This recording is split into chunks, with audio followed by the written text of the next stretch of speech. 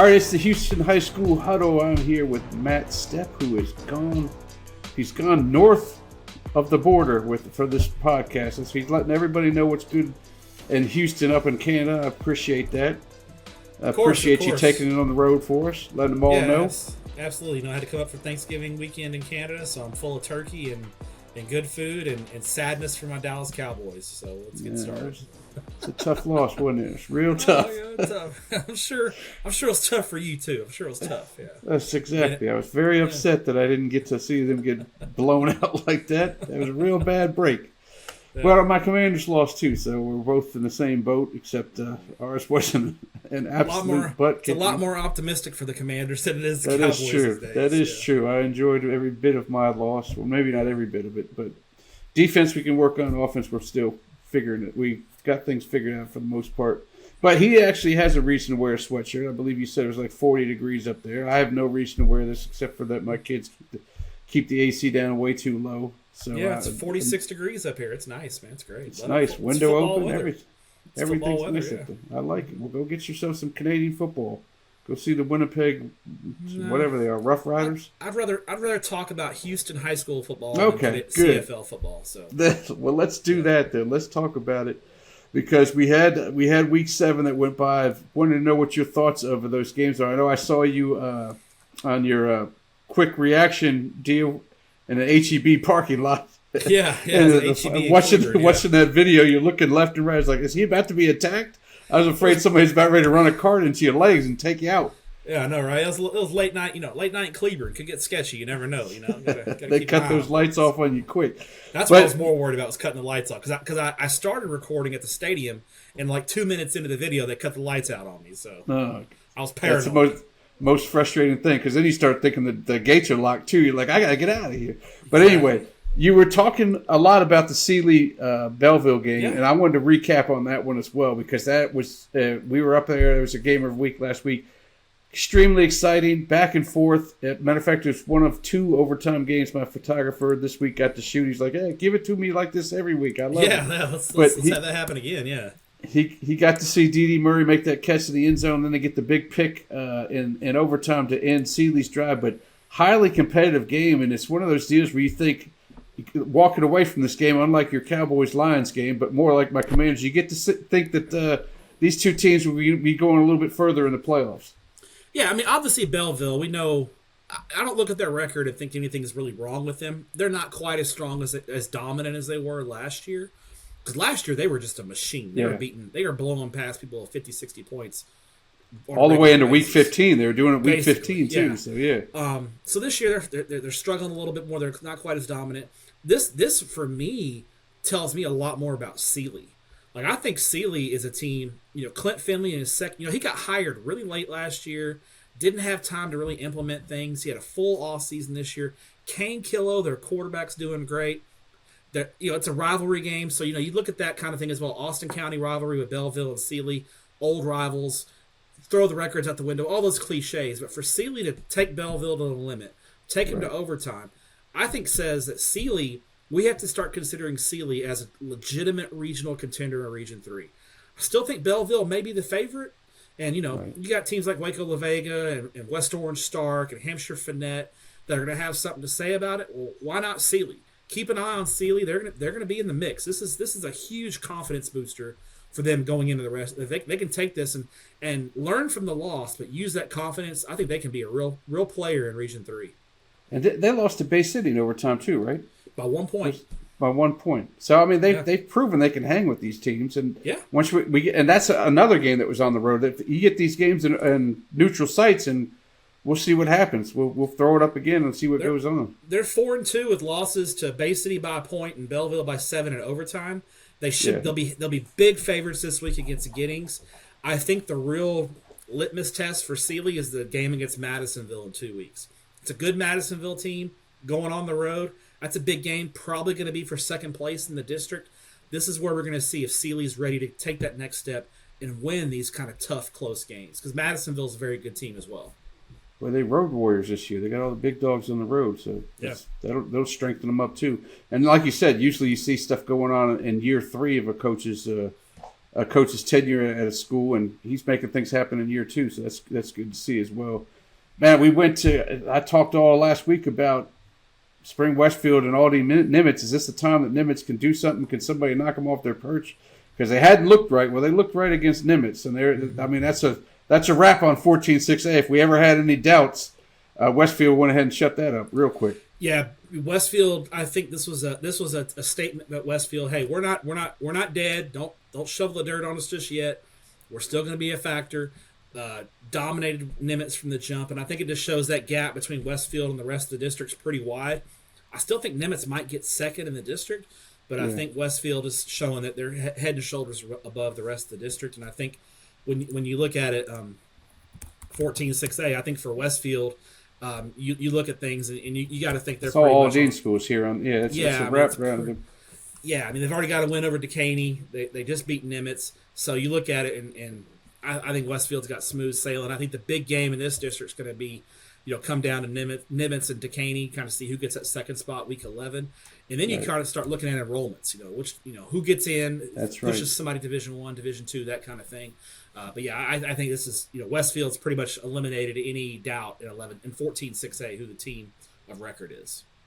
I got you. And there's, what I was talking on a different podcast about how me and you discuss 6A in the Houston area. When we talk about Houston title contenders, we always talk about Region 3 because Region 2, when we discuss about them, we just discuss, hey, which one of these teams can go 3 rounds deep, because that's just about it. They banged their head up against the wall there. Although Westfield gave Duncanville a challenge 2 years ago, I don't think that's going to happen this year after what we saw in that Duncanville DeSoto Classic. But I don't know.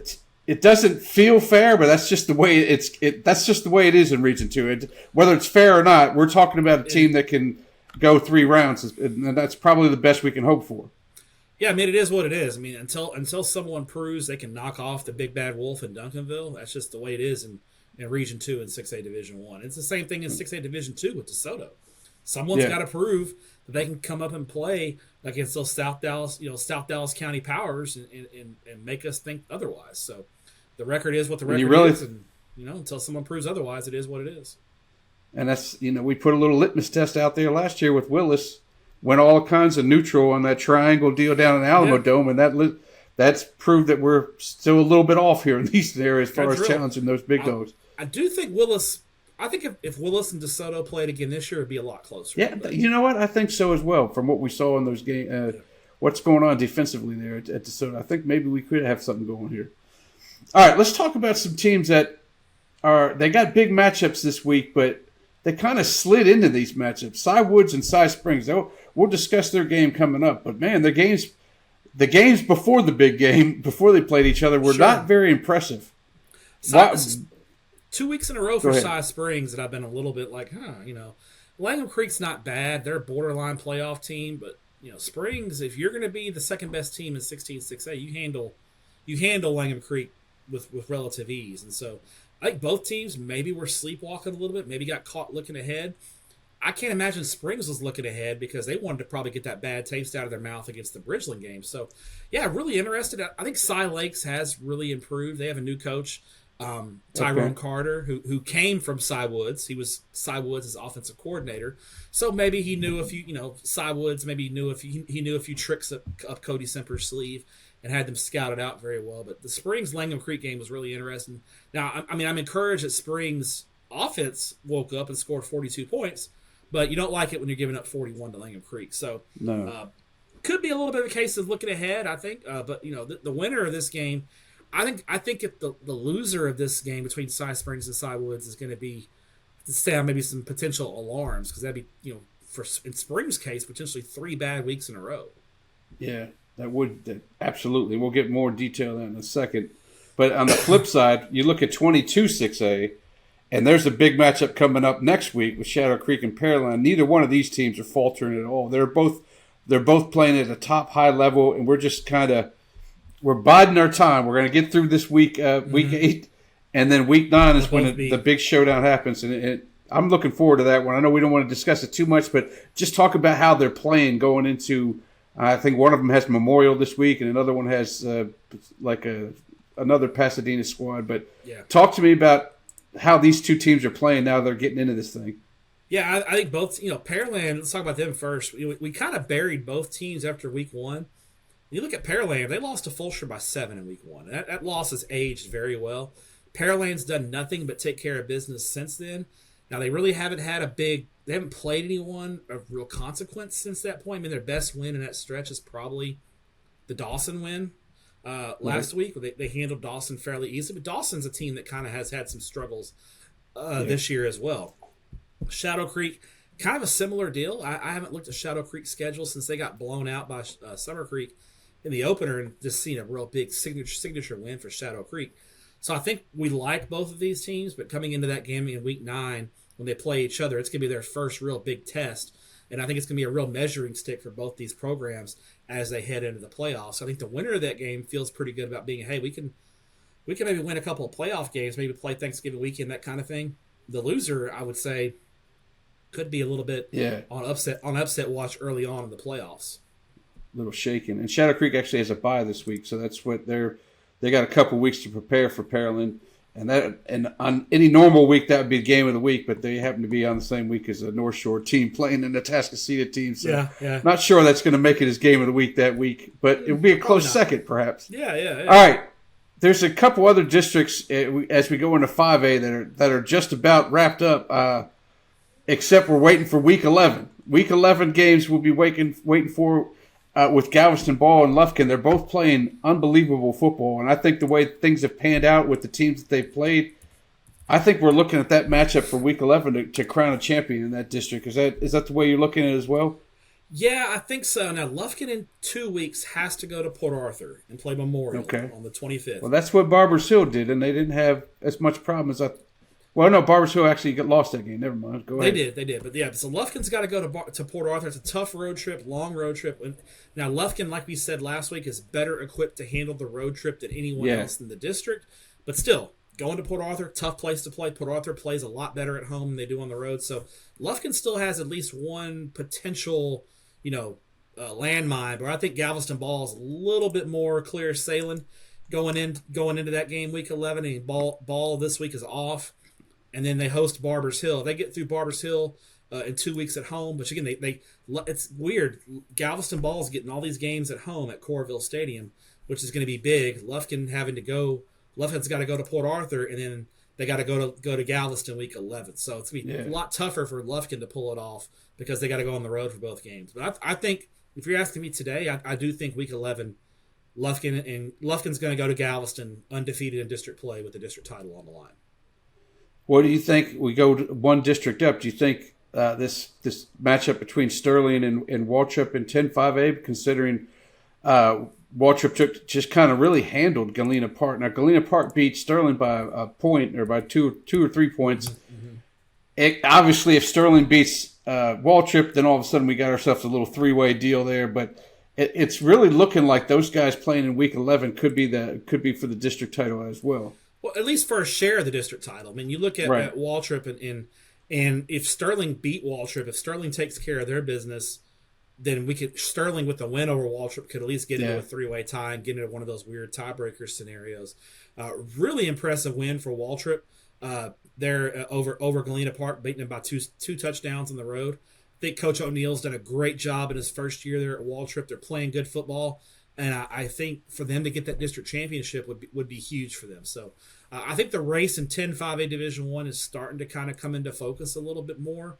I think you've got a clear Sterling, Galena Park, and Waltrip kind of as the three teams to beat there. And then you've kind of got, a real fight for that last playoff spot. I would say right now it's probably going to be Westbury, but I think Madison beat Westbury heads up. So you got to think. Yeah, they did. Madison right now probably gets the edge over Westbury on the strength of that head-to-head win. And Madison's going to have to lose a game they're not supposed to lose for Westbury to kind of try to sneak back in. Yeah, exactly. Now, it's funny because again, on the other DFW podcast I do, we talked about a team that's similar to Spring Woods in Fort Worth Pascal. It's took a beating in 6A all their life, and then they get down into 5A and they're thinking, okay, now we're going to be able to compete, and they are. They're right now battling for a district title there. Whereas we were hoping the same. I mean, you've been talking about Spring Woods forever. Hey, Spring Woods is finally out of a 6A. it hadn't really worked out for them as much as you would hope. They're still taking some lumps. Yeah, they got beat by Westbury 51-0 last week. Got beat bad by Galena Park. I do think the schedule lightens up a little bit for Springwoods towards the end of the year, but I think it may be too little too late for them getting into the playoffs. Yeah, it does. One team we haven't talked about this year is East Bernard. I feel like that looks like a state contender right there. That looks like a state title contender. They finally reached their bye week after 7 games. Talk about this team. Obviously, they have Tidehaven down the stretch, but Tidehaven's taken a loss or two in this season as well. Talk about them, and can they get over that hump? Can we see them at AT&T? Yeah, first-year head coach Jeremy Jenkins has done a great job there at East Bernard. They were kind of trending back up after a couple of down years. You know, they were 8-4 last year, coming off a 3-7 season in 2022. They're trending in the right direction. Some really nice wins on the resume. That win over Goliad is really nice. Yeah. Early in the year, still got Tidehaven week 11. That win over Rice Consolidated is really nice as well. I think right now, if you're looking at the playoffs, I think if I had to pick a favorite in 3A Division II Region 4, I would take East Bernard to win the region. Okay. Then you get into the semifinals. It's going to get tough in the semifinals, obviously. The East Texas district is really, really good. Tidehaven got through Dangerfield last year. You know whoever comes out of Region 3 is going to be battle-tested. But I think East Bernard is right there in the mix and has a good shot to maybe make some noise and get back to AT&T Stadium for the first time since they had Ty Slanina running the offense there a few years ago when they won a state championship. I got you.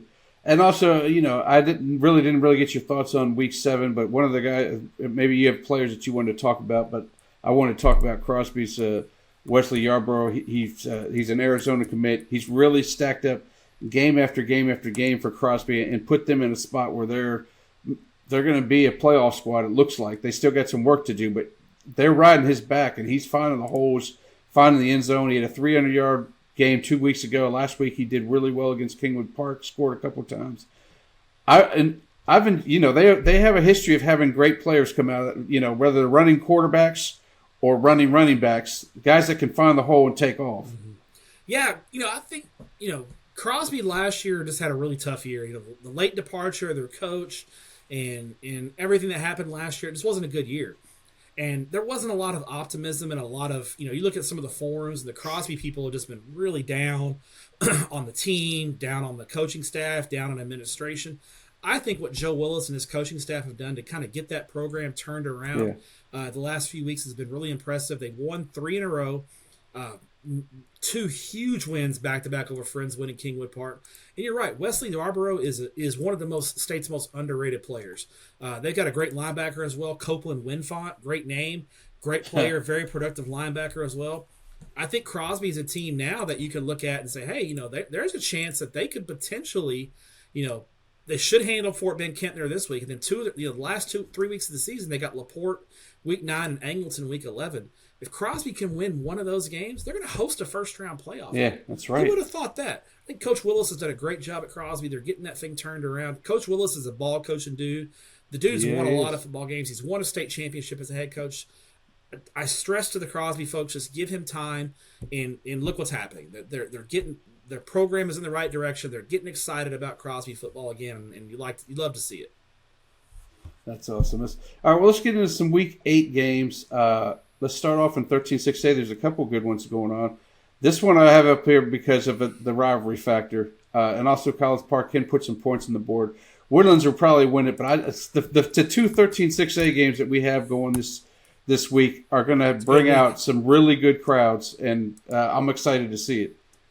Yeah, it's a good week in 13-6A, and you're right about College Park. You know, they can score points. Kyle Coates in that offense, new head coach Kyle Coates in his second year there.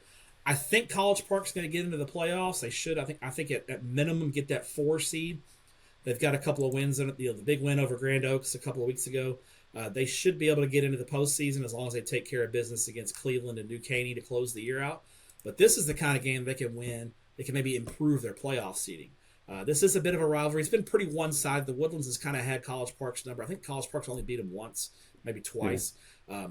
And obviously you got the Woodlands. They're coming in as a pretty, I would say about a 2-touchdown favorite in this one by most computer projections.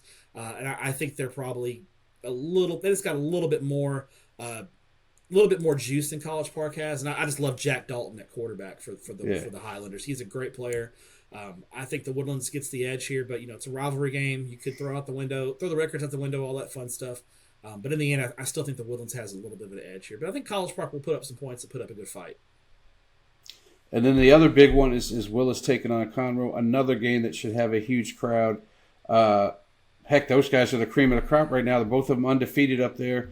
Willis is playing out of this world. I'll actually be shooting this game, which is the first time I've been down in Houston for a while. So I'm excited Wizzy, about let's that. Go. H-Town, man. Where's Frenchies? Point me to Frenchies. I got you. But it's going to be the best Frenchies on the opposite side of town. That's all right. Well, there's Frenchies on the north side somewhere, I know. Well, you can text me the best spot to eat up there around Conroe because that's exactly where I'll be. One of my kids' best friends is playing on the O-line at Conroe. He's just a junior, so he's not making any noise right now. But the fact that they both are undefeated, it's time to. I mean, Willis is really putting up numbers. I expect Willis to win this one, despite it being on the road. But Conroe's got some players. Sure. I want to talk about Willis first. I talked to Greg Tepper, my boss, about this game not too long ago on our podcast, and we compared Jermaine. We called Jermaine Bishop the Travis Hunter of Texas high school football. He's kind of playing on both sides of the ball. Yeah. It's a great comparison. It is. He's just putting perfect. Up huge numbers. He's just so electric. You just get the ball in his hands and let him go to work. Then you put him out there on defense, and he can take away your best defensive player. The matchup of Travis Hunter on offense and Dorian Brew on defense for Conroe, the Oregon commit, what a great matchup. Big-time stuff. Dorian Brew, he moved in from Ohio middle of last year. His dad coaches at Conroe. He's fully integrated, and Conroe's defense has been outstanding. I think this game comes down to pace, right? Willis wants to get into a track meet. Like scoring 40 or 50 points for Willis, no big deal. They do it all the time. They do it in their sleep. Conroe wants to keep this game low scoring in the 20s, and try to pull it out late. So this is going to be a real game of style and pace here. If Conroe can play their game and keep their pace, they got a shot to pull the upset here. But if they get into a track meet, it's over. Willis has got too many weapons. They're built for that kind of game. So Conroe's got to play their kind of game. I think Cedric Hardman's done a great job. Conroe, the next couple of weeks, Willis and then the Woodlands, if they can win both of those games, they're building that guy a statue in Conroe. It's great to see the Conroe Tigers. I'm tell you, it's going to be a fun atmosphere at Moorhead Stadium. Going to be a big crowd. You're getting a good one, Wizzy. I'm looking forward to it. Every time I think of Jermaine Bishop, because obviously he's just a junior, I just sit there thinking about, man, I cannot wait for him to get into a college weight room. Because right now he's like super skinny. Now I ain't talking about building into a Bobby Wagner type or something like that, LaRon Landry. Forget all that mess. But just a little bit more strength in his legs and arms. And I mean, the sky's already the limit. The sky's already the limit, but the sky's really a limit now. Yeah, all right, we talked about 14-6A earlier, so let's skip on down to 15-6A. Boy, it seems like I put Klein Collins on this sheet every week because I just want to figure out are they going to make the playoffs or not. But they're heading into Magnolia now, and if they're going to make a play here, let's go. They're going to have to make an upset on the road, which I wouldn't have thought was an upset at the beginning of the year, but now you look at them, it might be. Well, they kind of kept their season alive with that win over Tomball Memorial last week. The loss to Oak still hurts. I mean, Collins just hasn't been a team I've been able to figure out. This is almost a must-win for Collins at this point. They got to beat Magnolia. If they can beat Magnolia, then they kind of at least will have a tiebreaker with Magnolia. Because right now, you look at Collins and a lot of the teams that they could end up in ties with, they've got head-to-head losses with. They lost to Tomball, they lost to Klein Oak. Yeah. They still got to play Klein Kane later. So Klein Collins, this is a must-win. I think a loss here pretty much. I don't think mathematically eliminates Klein Collins, but they can't pretty take much another. eliminated. Yeah, they can't take another one. So on the road, I want to believe in Klein Collins, and I believed in him most of the year, but I've lost kind of my faith in him after that loss to Oak. So I think it's week 8. When has it ever been week 8, and we haven't figured out what Klein Collins is yet? Yeah. In week 8. And we've done that with Tomball in the last several years, but this year with Klein Collins, week 8, we still don't know what we have with this team. We don't know if they're a playoff team. We don't know if they can win a game against Magnolia. It's wild. Yeah. I'm gonna go Magnolia here. They're one loss in district plays to Klein Kane and taking care of business the rest of the way. Give me Magnolia in this one. Magnolia in that one. All right, we talked about this one off the top too, but we didn't really go deep in the analysis. So obviously, you're hoping this. We're not hoping, but you're saying if Cy Springs loses this one, then this could start a little bit of a downfall for them. Cy Woods had that really tough win against Cy Lakes last week. This one looks like the battle for second place, and then we got to figure out where Cy Ranch and Langham Creek fall with the loser of this game. But talk to me about what you think here. Yeah, that's a big one for Springs. If Springs can get this win, and the schedule really lightens up down the stretch where you got Waller, Lakes, and Park. Should be able to take care of those three and go into the playoffs at 9-1.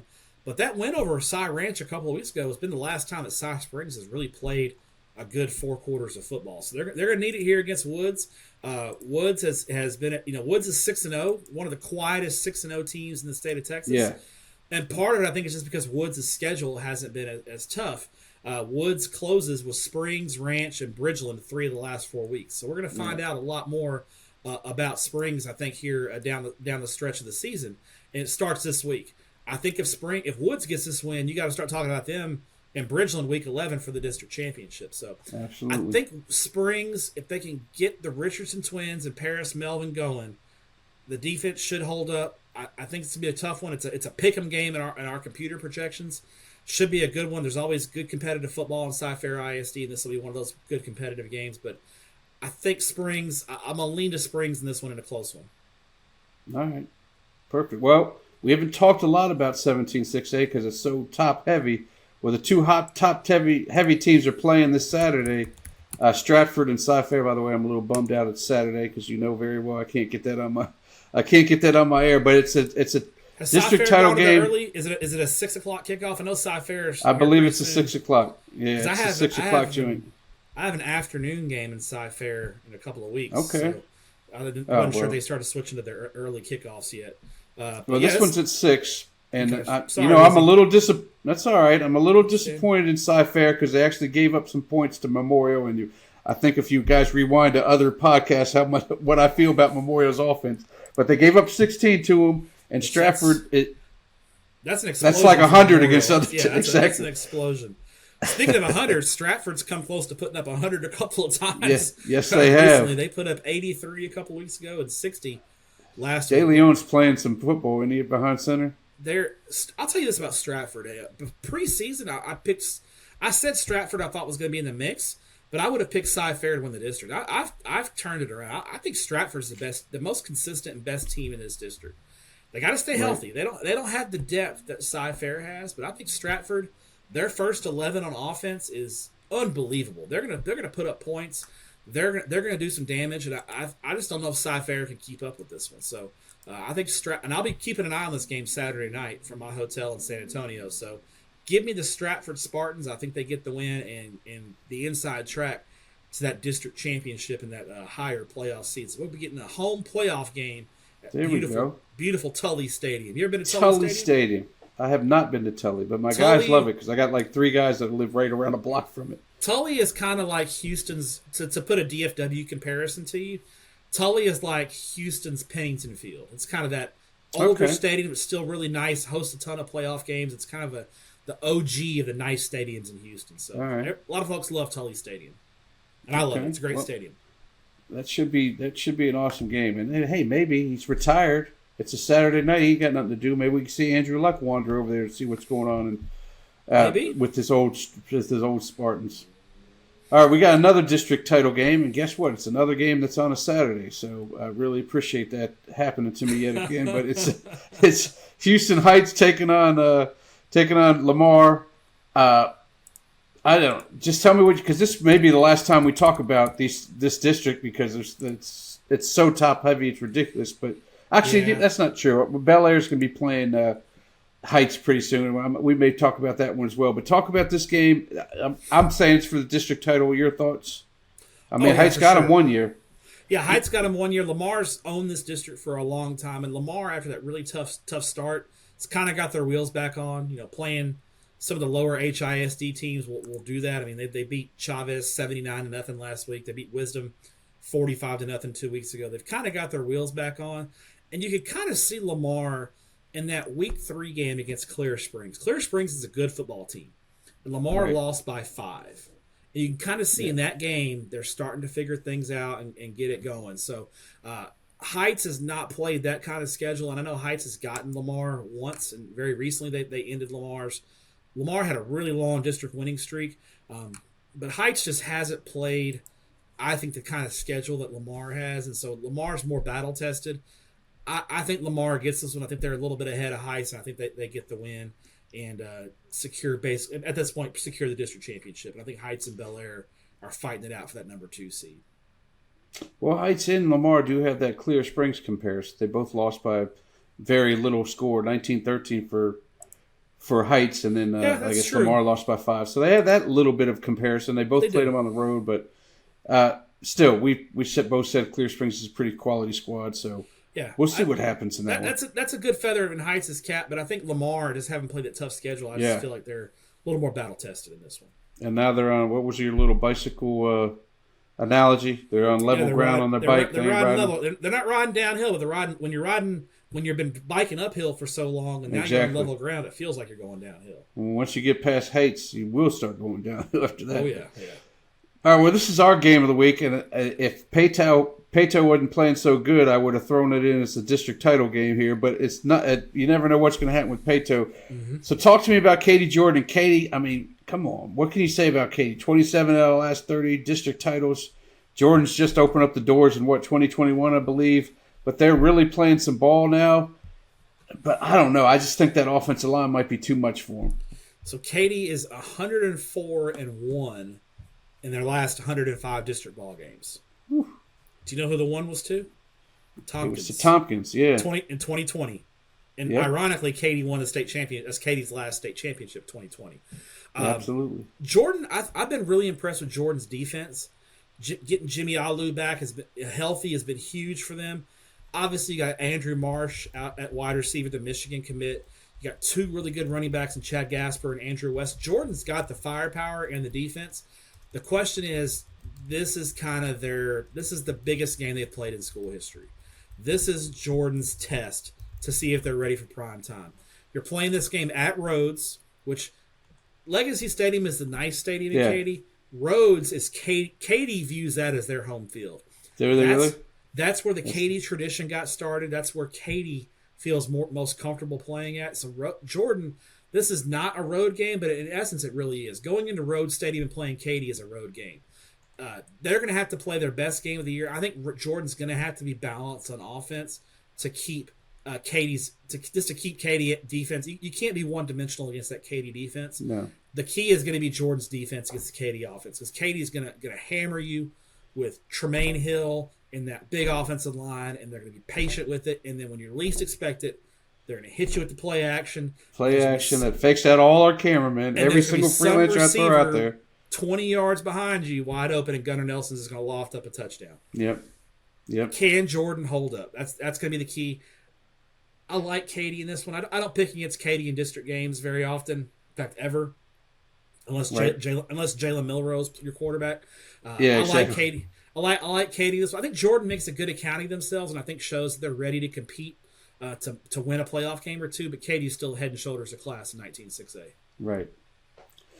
Excellent. I need to find out, and you'll be able to tell me this, because the other game that I want to talk about in this district is Cinco Ranch and Tompkins, which since both of these teams lost to Peyto, this is an elimination game in my mind. Whoever doesn't win this game is probably done.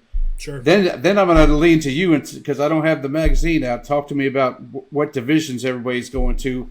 If it's Peyto and one of these two teams, maybe it matters which one of these two teams make it. I feel like with Peyto and Jordan being in there, that Katy's probably a definite Division I, right? Or has Jordan got more students than Katy? So Jordan does have more students, or Peyto has more students than Katy, I believe. Oh, do they? So this game is huge because I made assumptions. If Tompkins wins and gets that 4th playoff spot, Katy goes Division I. Okay. If Cinco Ranch wins and then they take care of their business and get the 4th playoff spot, Katy goes Division II, because Cinco Ranch is bigger than Katy. So this is a huge game. This is the winner of this. Let me first say this: the winner of this game is not in the playoffs. The winner of this game still has work to do, but they do have the inside track. What I can say is the loser of this game is probably done. So this is, like you said, an elimination game. I don't have a good feel for this game at all. No. I feel like Tompkins is starting to play a little bit better football. Cinco they've gotten blown out in a couple of games where I thought they wouldn't get blown out in. So I'm going to go with Tompkins here. I think Todd McVay's ball club is playing good football and gets the win, and then we start Katy to Division I watch. Okay, excellent. I think so too. Every time we have Cinco Ranch on here, we talk about it. This or this happens. Maybe they can sneak it out, and it never comes through for them. And so far, we've kind of jinxed them. So maybe now not picking Cinco Ranch will get them a win. Who knows? This next one is 26A. I'm only putting it on here because it's probably the last time I'll throw Fulshear up here until week 12, until we get into the play season. If they're going to get any kind of comp for maybe a half, it's going to come from straight Jesuit. Otherwise, they'll have to, in our poll, in a coach's poll, they're ranked 4. They'll stay 4 throughout the whole thing unless somehow Summer Creek or Atascocita and them lose to Goose Creek, which we know is not going to happen. I think they've actually already played them. Yeah. But Fulshear's playing they're playing great football. They're not taking any weeks off. They're doing what they have to do. They killed Foster last week. Straight Jesuit, you try to give them some hope, but they had a 28-26 game, just a little. They barely got past Elsick, who's 1-6. So maybe we should just blow past this game and move on to another district because I don't think they're Fulshear big in this one. They're just going to take care of business. The dirty F keeps it going. Keep it going. We're going to shoot this just because we haven't seen Fulshear since like week 2, and their fans are starving for highlights. But that's about it. Get a shot of Kaduti's luscious hair. There you go. Dude's got a great head of hair. I'm jealous. Run a brush through it, right? Yeah. All right. We're skipping over 22. We're going to 23 because you've talked a lot about Humble as a possible threat to being the 4th seed here. Well, if it's going to happen, it's got to happen here, right? Got to win this one. Yeah, they gave C.E. King a great game last year. It was an overtime game. I was looking closely at that Humble Atascocita game last week just to see if Humble could be a little more competitive with Atascocita than C.E. King was. They really weren't. No, they really weren't. Humble is at home. This is at Turner Stadium. That's a little bit of an edge. And I love Robert Murphy and the job that he's done getting Humble going. But I just right now C.E. King just a little too dynamic, a little too explosive. Just not sold on Humble just yet. So give me C.E. King. But hey, C.E. King's got to beat Kingwood too. Kingwood may have something to say about that 4th spot as well. I've been a big Kingwood guy this year. Yeah, and plus the way Deion Sims is playing too, it's just he's been amazing. He's going to be amazing really next dynamic. year as well. C.E. King's got him for another year. He's been awesome. So I'd love to see him stick around at the University of Houston, but I'm not. Pick where you want to pick. But it'd be nice to see him down there with Austin Carlisle handed to him. C.E. King's got Humble this week, and then Kingwood next week. They win those 2 games, they're pretty much in the playoffs. They're in. I got you. Hey, we haven't talked a lot about 24-6A. This is the way some of these districts are. The bigger games are at the end of the season. That's what's happening here in 24-6A. This is going to be the start of the whole Clear Falls, Clear Springs, Dickinson, Deer Park, hey, let's all play each other type deal. Clear Falls, Clear Springs, it's a nice little rivalry. We talked a lot about how Clear Springs has nipped out some games against those 18-6A teams, and they got a dynamic receiver over there in Musa. So talk to me about this game and what you think is going to happen here. Yeah, this is a little bit of a rivalry. I don't know if this one's at Veterans or at Challenger Columbia. It's at Challenger. Okay. Clear Falls, the one district lost by 2 to Deer Park. Don't hold. I think you've got the 4 playoff teams pretty stratified in this district. You got Falls, Springs, Dickinson, and Deer Park.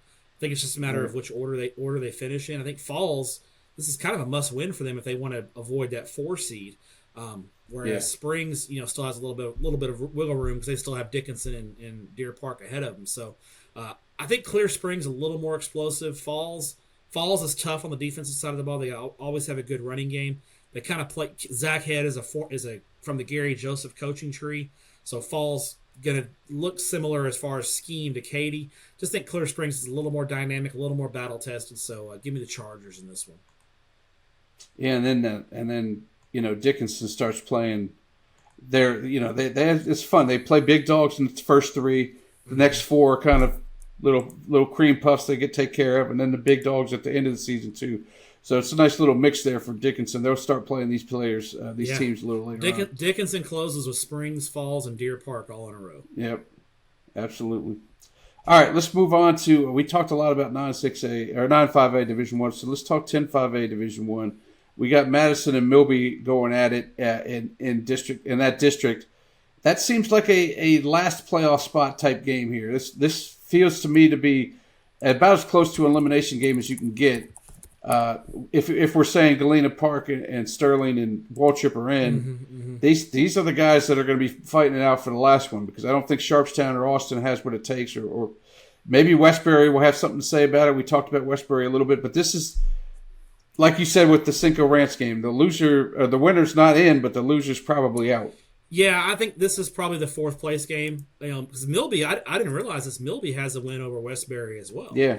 So really, Westbury at this point is probably eliminated, because they have head-to-head losses to Madison and Milby, and they still have games coming up against the bigger, the Galena Parks and the Sterlings and the Waltrips of the world. So I think this is your fourth place game in the district. I lean to Madison a little bit. Milby's kind of done well getting their wheels back on, but I lean to Madison here. I just feel like Madison a little bit more, little bit tougher schedule, and has looked a little more dominant in the games that they should win. So give me the Marlins to get that inside track to that 4 seed. Slide in there, little Milby toast. All right, let's talk 8-5A Division II. Nederland, is this the time they get back to reality here? I mean, they're 5-1. They're doing real nice record-wise, but it's now, we talk big dog talk. They're starting to facing some real players now with Lake Creek coming, then P&G, Huntsville, Montgomery. Is a time where they may actually ended up this season at 500. Yeah, I mean, the last 4 weeks of the season are really a murderer's row for Nederland. You got to win at least one of these games to have a shot to get into the playoffs. And so this starts this week. I think this is their best chance to get a win at home against Lake Creek. I think the winner of this game, Lake Creek's kind of desperate, because Lake Creek at this point, if you lose this one, Lake Creek's got head-to-head losses to Nederland, Montgomery, and P&G. There's really the only path forward would be to beat Huntsville, and even a win over Huntsville might not be enough, because Huntsville may have head-to-head wins over Montgomery and Lake Creek. So this is a must-win for Lake Creek.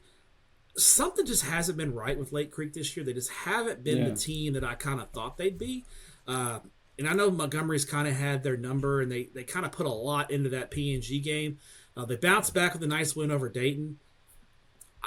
I've been going back and forth on this one, and I think I'm going to lean to Nederland at home. Very tough place to play.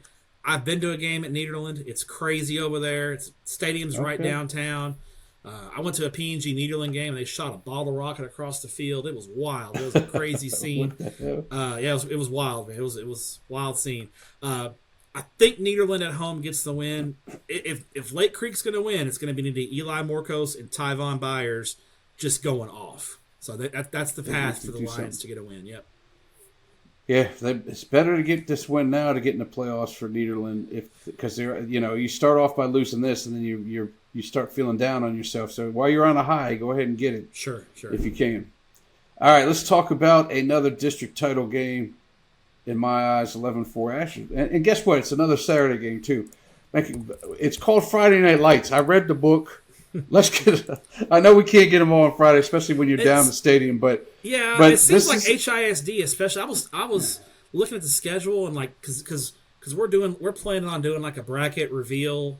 I'll break this little news. Yeah, you were talking about that. We're gonna do like and so we're looking. I'm like, okay, I need to find all the Saturday games that have playoff implications week 11. And there's 2 in HISD.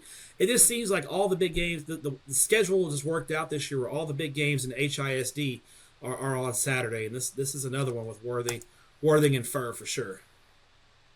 It looks like it's going to be a fun game, though. I'm looking forward to hearing about it. Obviously, if Worthing wins it, they're pretty much going to have the district championship, because now they'll have head-to-head on Yates and Fur.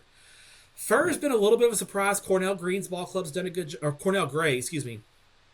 Cornell Gray's ball club's done a really good job. Now, Fur still has to play Yates last week of the season, and that could have some implications as far as who gets the number 2 seed in the district, because Yates lost that heartbreaker to Worthing earlier. So I think Worthing's head and shoulders the class in this district. at least when it comes to anybody other than Yates. I think Worthing's probably about a 10 to 14 point favorite over Furr. So I think in order for Furr to pull the upset, they're going to need Worthing to turn the ball over a couple times, make some mistakes that are usually uncharacteristic. So give me the Colts on this one. Give them the Colts. Colts over the Brainless. I'll be looking forward to seeing who wins that one. And then I threw a little nice one in here for you. We got a little Katy Harmony and some Sugarland Harmony. We got 0-6 versus 0-7. If you want, looking for any stat that may push you in one direction or the other, I guess Sugarland has scored 29 total points on the year, while Katy scored 32 total points, which is a half for North Shore and the rest of these teams. Yeah. So you're on the spot. You tell me who's going to win this game. Who's going to pick up their first win of the year? Katy Harmony. Talking to people who know a little bit, I've heard Katy Harmony may have a little bit of an edge. Listen. These are two bad football teams. It's bad football. These are not good football teams. They're first-year UIL, charter schools. They are getting their doors blown off in district play every week. I mean, I think Sugarland lost to Wharton like 82-0 last week. I mean, it's bad. It's brutal. Brutal. Katy Harmony has lost 212-6 the last 3 games. So it's been pretty tough. It's tough, and I'm gonna go with Katy Harmony in this one. I don't know what their mascot is because. I just don't know. They're still new. Give me Katy Harmony. Hey, somebody's got to get right, and somebody's going to have a really good feeling, and it's going to be a really nice somebody's Friday night. O has got to go. Yeah, somebody's going to go. Somebody's going to win. There you go. Yep. All right, let's finish it off by telling me where Matt is stepping out. So I'm in Canada right now, but I'm flying back to Texas Wednesday night. Going to be back for another week of high school football. Starting Thursday, I'll be in the Dallas area. A little bit of Woodrow Wilson and South Oak Cliff Thursday night. South Oak Cliff's I got invited to South Oak Cliff's homecoming cookout. Let's go. Oh, Gonna be nice. some good food there. Boy, this is a good eating week for you, isn't it? Oh, yeah, it's a good week. Yeah. I got to hit the gym.